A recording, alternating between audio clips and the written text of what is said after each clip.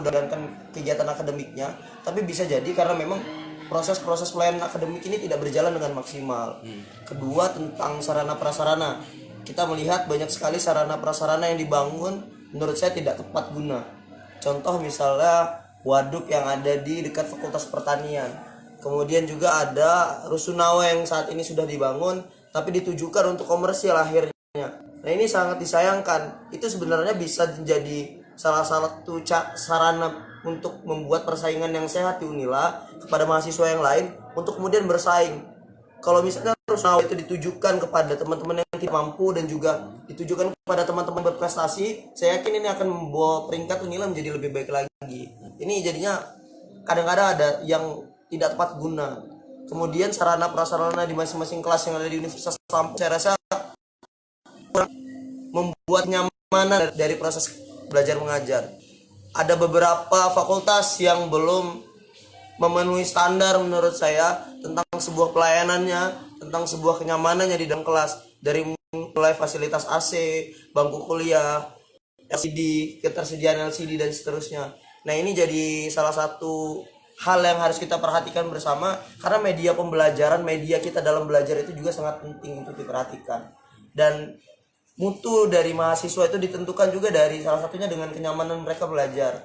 Dan hari ini di Unila masih sangat kurang sekali dibandingkan teman-teman kita yang berada pada klasterisasi pertama. Jadi ada beberapa klasterisasi yang ada di Kemendikbud di tahun 2019 ini tentang non vokasi.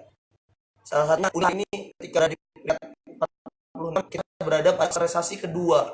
Kalau kita lihat pada klasterisasi universitas maupun institut yang pertama, itu sangat luar biasa fasilitas yang mereka punya, bahkan untuk kegiatan belajar mengajarnya itu sangat luar biasa. Media-media pembelajaran sudah banyak inovasi-inovasi baru sesuai dengan kebutuhan zaman hari ini. Kemudian berlanjut kepada bagian berikutnya adalah tentang kemahasiswaan. Lalu tentang kegiatan mahasiswa yang saya rasa ini didukung oleh birokrat kampus. Bukan hanya dukungan moral tapi juga material itu sangat perlu untuk kita mahasiswa dalam berkarya, karena karya ini juga akan kita berikan kepada universitas kita gitu, kepada kampus kita. Kalau kita misalnya berkaca kepada universitas yang dekat saja, Sriwijaya katakanlah, untuk dana kemahasiswaannya luar biasa besar. Lalu untuk Universitas Lampung hari ini berapa? Mungkin banyak kalau misalnya dari teman-teman media survei ke semua unit kegiatan mahasiswa, banyak yang kecewa dan juga merasa itu tidak pantas, kurang pantas dimiliki oleh unit kegiatan mahasiswa, khususnya mereka yang sering memberikan medali-medali terhadap Unila. Nah, ini jadi salah satu perhatian khusus gitu. Terlebih kita juga cuma ada satu ruang sidang yang ini digunakan untuk seluruh kegiatan mahasiswa. Kita belum memiliki student center di mana semua mahasiswa bisa mengembangkan potensi dirinya dengan sangat baik.